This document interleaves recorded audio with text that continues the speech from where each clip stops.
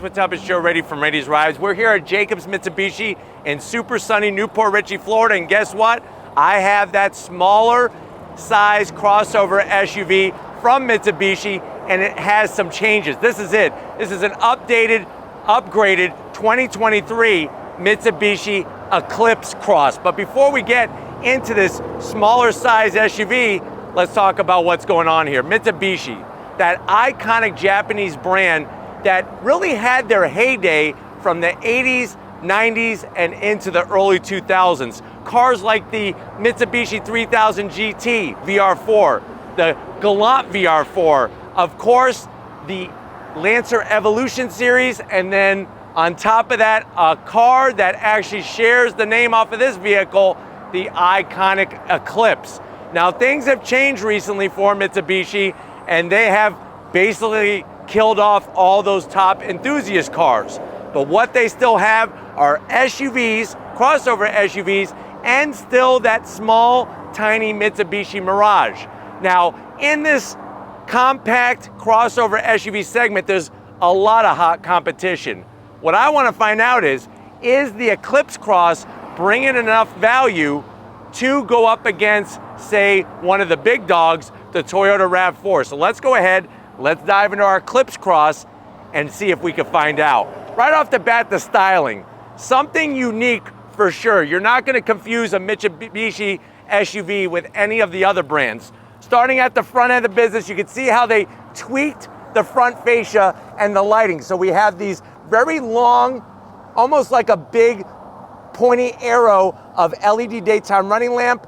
This one has some shiny chrome finish that's shaped like a boomerang. I do like the way it flows into the top of the fender. And then working our way down, you do have that separate lighting element that you see on a lot of brands now.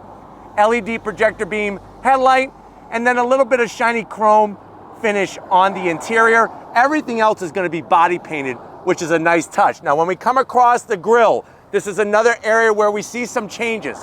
Gloss black with that iconic Mitsubishi badge. I really miss the cars from the past that this brand created.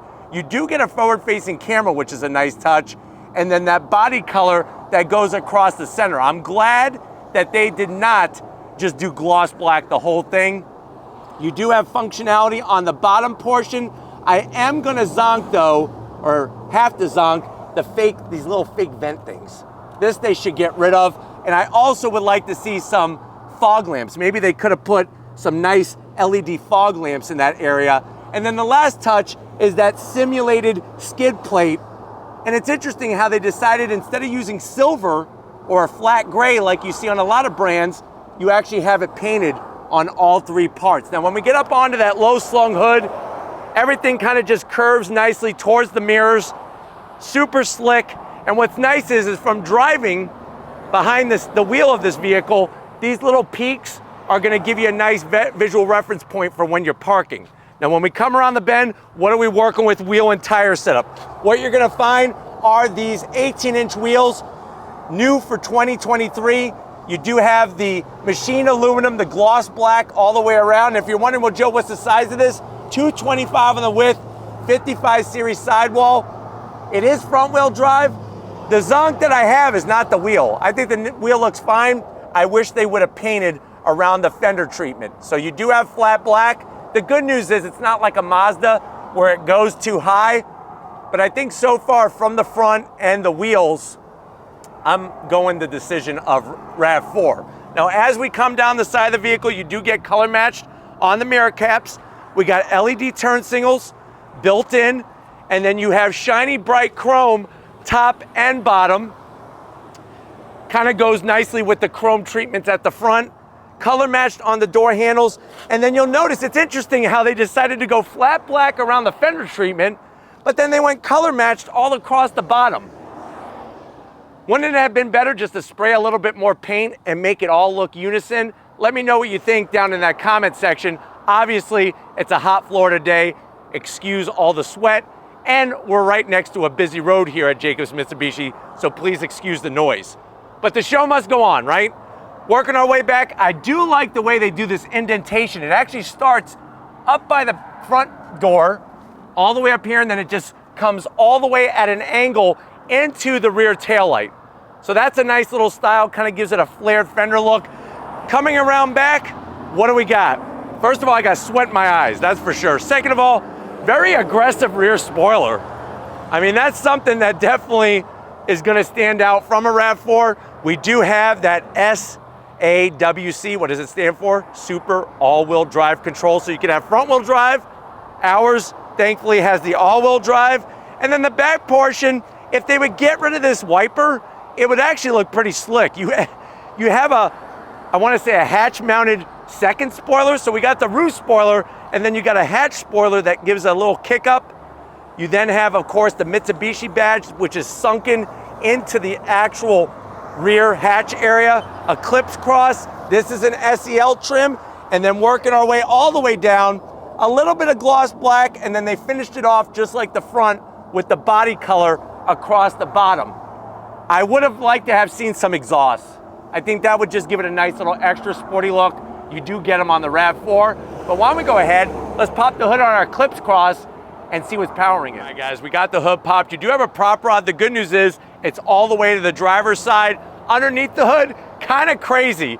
The massive strut tower brace that goes from one side to the other at the back side of the firewall. And then underneath the hood, semi-tasteful engine cover. I wish they would have made the Mitsubishi logo bright silver, but as you can see, there's a lot of room underneath the hood because we don't have a very large engine. It's a 1.5 liter naturally aspirated inline four, 152 horsepower, 184 pound-feet of torque. It is mated to a CVT, 0 to 60. I hope you're not racing anybody, and I hope you're not in a rush. 0 to 60, 8.6 seconds. Top speed, 118 miles an hour. MPG's 25 in the city, 26 on the highway, and the vehicle weighs 3,496 pounds. If you're comparing this to the RAV4, there really is no comparison. The RAV4 has more horsepower and an 8-speed automatic transmission. Of course, with the RAV4, you could also get all-wheel drive on certain trims and setups on that vehicle. But why don't we go ahead, let's get to the interior and see what this Eclipse Cross brings to the table.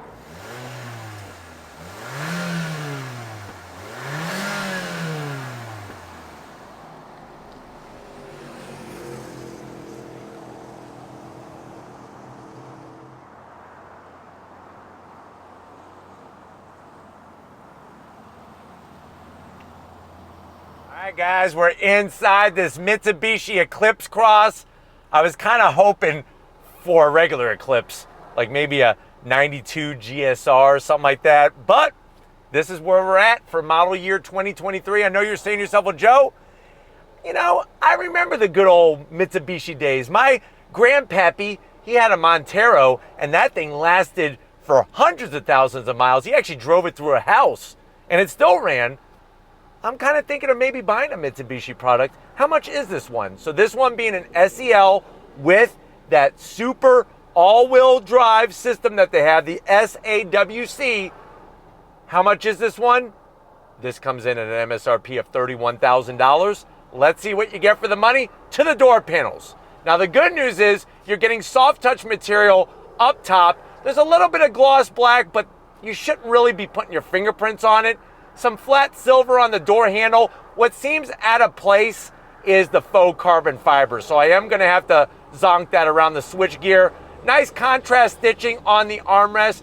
Door pocket is a good size for, I would say, 2 beef and cheddars and a bottle of Mr. Pibb to wash it down. Now going from the door panel to the dash, soft touch material. The silver trim is nice because it's not all gloss black, but here's where it gets a little bumpy.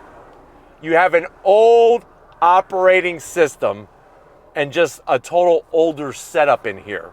Some people may want this kind of setup, to each their own, or like my grandmother used to say, it's not my cup of tea, but it may be somebody else's to drink.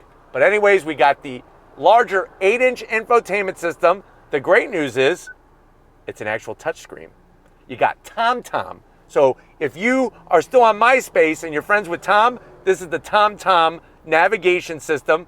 When you go to home, you got your little icons. We could go into info, get your different information set up, air conditioner. It does have nice graphics there. That's actually pretty impressive. It kind of surprised me that that's what it's showing me. I just wish it was a little bit more contemporary on the location. Let me throw it into reverse. There's our backup camera.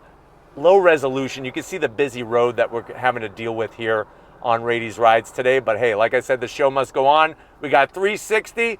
There is our Eclipse Cross in the parking lot. Just wish it was a little brighter and the resolution was a little bit more. And then working our way down, you got your AC vents, start stop button with a little bit of chrome. I wish they wouldn't do the chrome because it doesn't match what's going on in here. You got dual climate control and you got the red LED lighting. This is going to remind you of your days working on a submarine in the Atlantic Ocean, everything being red lighting and red LED gauges. Easier to see at night. That's a true fact. You got 2 USB-A's, a 12 volt, and heated steering wheel. We got a little cubby here for, I would say, 3 Twinkies. Don't go any further. We got heated seats, no ventilated seats, and they are 2-stage, high and low. There's that button for the SAWC all-wheel drive, just like in the Evo 10. And then this guy right here is going to control your CVT transmission. A lot of gloss black here. As you can see, the fingerprints are kind of crazy. 2 cup holders. There's our Mitsubishi badge. Flipping around, there's your key fob. It would have been nice to have remote start. Nice high armrest, and it is soft, and it does have nice stitching. Open it up. What do you got? You got a little coin tray here. This is where you could keep like your Susan B. Anthony's, your Buffalo nickels, your copper, those nice shiny, true copper pennies. Keep that, and then maybe you could cash them in and buy yourself a new Mitsubishi product in addition to this one. And then the rest of the room in here, you could actually take a 1/24 scale Mitsubishi Lancer Evo 7. That was one of my favorites, 7, and have that in there to kind of remember the good old days at Mitsubishi. Close it up, seats. Nice soft leather material, stitching all the way around. The seats actually look really good, and you do have electric seating for the passenger, electric adjustments for the driver. The one thing I'm just like smacking myself in the head, and yes, that was a real smack. That was not CG or anything fake. What I'm smacking my head about is there's no sunroof. At $31,000, I almost want to go get a hacksaw and kind of just cut through the roof and make a sunroof, because I really think that that's something that's necessary. But why don't you come over here to the business end? I got some of the largest paddles that you've ever seen in the history of the automobile over here on the driver's side. Come on over. All right, guys, business time behind the wheel. You do have electric seats. Like I said, for the driver's side, real easy adjustment. I wish there was some kind of lumbar. Overall, plenty of room in here. I'm 6 feet tall, plenty of room. Steering wheel, you do have leather all the way around. The one thing I don't understand is why they put so much gloss black, because all you're gonna do is touch that, and look at that. Now I have my fingerprints everywhere, and I gotta get my special towel to clean them up. Everything else is flat black, and then I promise you paddles, get ready to paddle up a creek with one of these paddles. You have massive surfboard style paddles on the back of the steering wheel to go through those simulated gears, because remember, we have a CVT. And then the dash is a little bit of old, a little bit of new. We got analog gauges and then a 4.2-inch digital display that is color. When you go through the different modes, which right now we have the door open, obviously, but when you go through the different modes, it actually tells you snow, gravel, and then normal, as you can see in that upper left-hand corner there. So nicely set up, easy to read. That's all you need. Yes, I think it should probably have a full digital display, but we might be asking for too much. Let's get in the back seat and see what your passengers are going to experience in this Eclipse Cross. All right, guys, back seat time. The good news is that you do have plenty of headroom back here. Remember, I'm 6 feet tall, and even for your taller passengers, they do a good job creating headroom. You do have some pretty decent pockets back here. I would say you could probably get 3 Einstein bagels with cream cheese schmears nicely placed in there, because the thing is that the pockets are not very deep.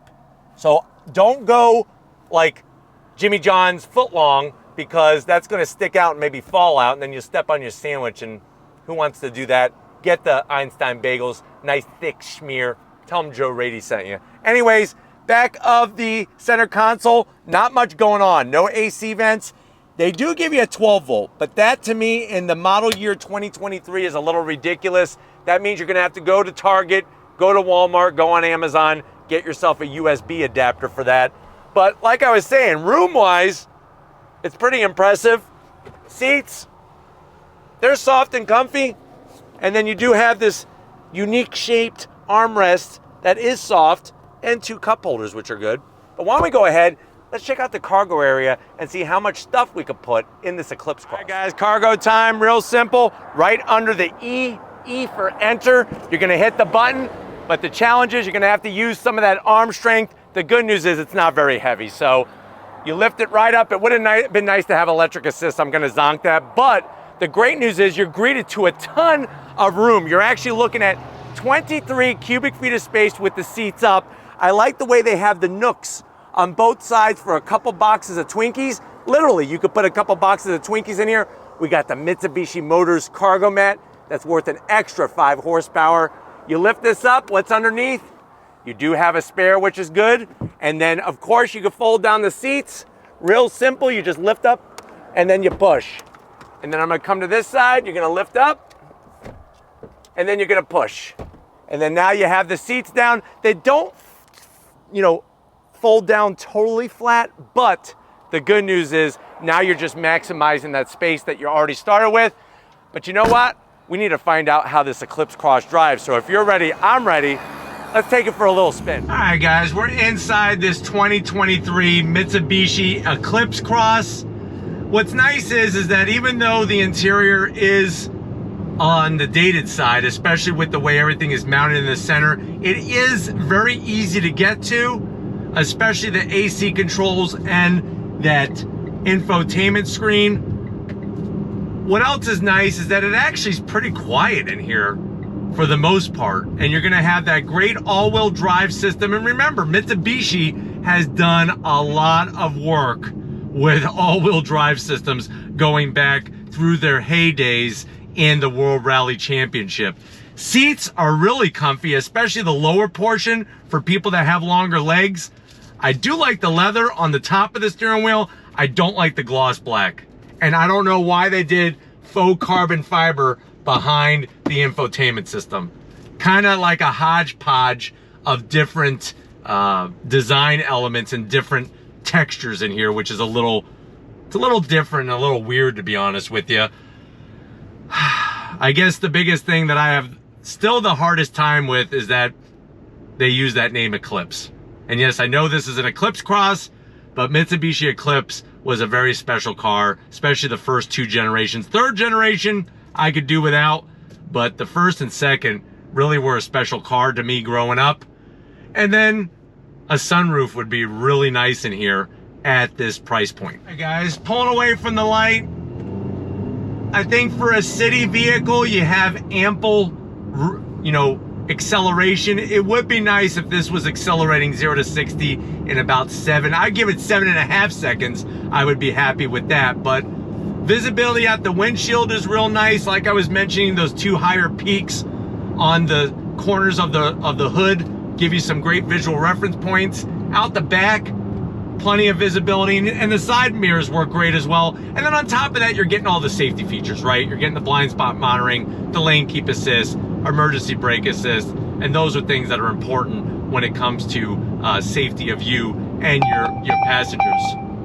Now, if you're wondering what is that beeping sound, this is one thing I find very interesting with Mitsubishi products, is that it tells you through the navigation where there is a red light camera. And as we come to this red light, there are red light cameras. So kind of annoying that the beep is that loud. I'm sure there's a way to adjust that, but it is nice that your Eclipse Cross is looking out for you so that you know where those red light cameras are. All right guys, lights green. We're gonna go ahead and make a U-turn, and then guess what? We're going on throttle in this Eclipse Cross. Steering is very light, which I think many people are gonna like.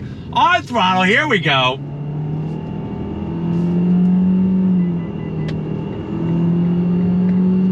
So you do have simulated shifts, which are very important on a CVT, because then you would just get that loud RPM drone just pegged as you are on throttle. But as to be expected, it's nothing that's gonna blow your mind with acceleration. But like I said, that's not the purpose of this vehicle. I do like the fact that it's got some good tech, like the 360-degree camera, forward-facing camera, and it does have navigation. The gauges are very easy to read, which is nice. It's just this older design needs to be updated ASAP. But let's go on throttle. On throttle. No slip, all grip from the all-wheel drive. And remember, you have sand, gravel, and then snow mode, which is nice, especially for people living up north.